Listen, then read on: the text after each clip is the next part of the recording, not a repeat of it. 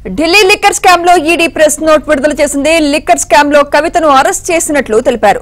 Court అనుమతితోనే కస్టడీలోకి తీసుకున్నట్లు పేర్కొన్నారు.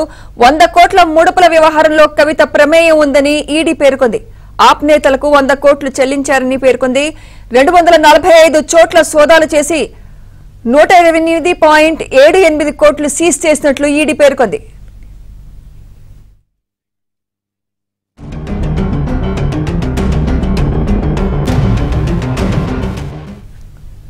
ఇది అంశంపై మరింత సమాచారం మా ఢిల్లీ బ్యూరో చీఫ్ కృష్ణ అందిస్తారు. కృష్ణ, సుమిత్ర కవిత అరెస్ట్ కు సంబంధించి ఈడీ అధికారిక ప్రకటన కొద్దిసేపు క్రితం జారీ చేసింది. అందులో ఈ యొక్క ఢిల్లీ లిక్కర్ స్కామ్ కు సంబంధించి ఇప్పటి వరకు జరిగినటువంటి పరిణామాలన్నింటినీ కూడా వివరించింది. ఢిల్లీ లిక్కర్ పాలసీ స్కామ్ కేసులో ఈడీ మార్చి 15వ తేదీన కవితను అరెస్ట్ చేసింది. ఢిల్లీలోని ప్రత్యేక పిఎంఎల్ఏ కోర్టు మార్చి 16వ తేదీన ఇచ్చినటువంటి తీర్పులో మార్చి 23 వరకు అంటే 7 రోజుల పాటు ఈడీ కస్టడియల్ ఇంట్రాగేషన్ కోసం రిమాండ్ చేసింది.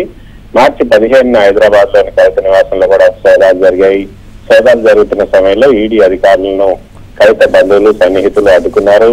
ఢిల్లీ ఎక్సైజ్ పాలసీ రూపకల్పన అమల్లో కవితతో పాటు మరికొందరు ఆప్ అగ్రనేతలైనటువంటి అరవింద్ కేజ్రీవాల్, మనీష్ సిసోడియాతో కలిసి కుట్రపన్నారని ఈడీ దర్యాప్తులో వెల్లడైంది. ఈ అనుమతులకు బదులుగా ఆమె కవిత ఆప్ నేతలకు 100 కోట్ల రూపాయలు ముడుపుల రూపంలో అందజేశారు. ఢిల్లీ ఎక్సైజ్ పాలసీ 2021-22 రూపకల్పన అమల్లో పెద్ద ఎత్తున అవినీతి కుట్ర జరిగింది.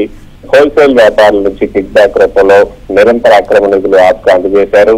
కవిత ఆమె సహచరులు ఆప్కు ముందస్తుగా చెల్లించినటువంటి మొత్తాన్ని రికవరీ చేయాల్సింది. ఈ స్కామ్ ద్వారా పొందినటువంటి ధనాన్ని ఇంకా రికవరీ కూడా చేయాలి.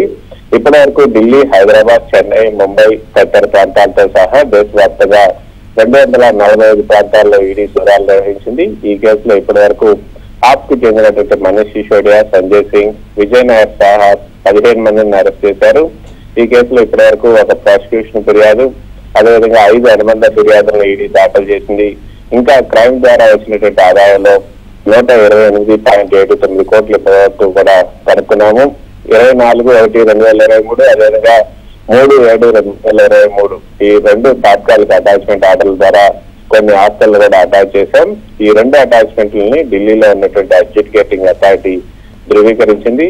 ఇంకా తదుపరి విచారణ ఇంకా కొనసాగుతుంది అంటూ స్టేటస్ రిపోర్ట్ ను కొద్దిసేపటి క్రితమే పత్రికా ప్రకటన రూపంలో విడుదల చేసింది.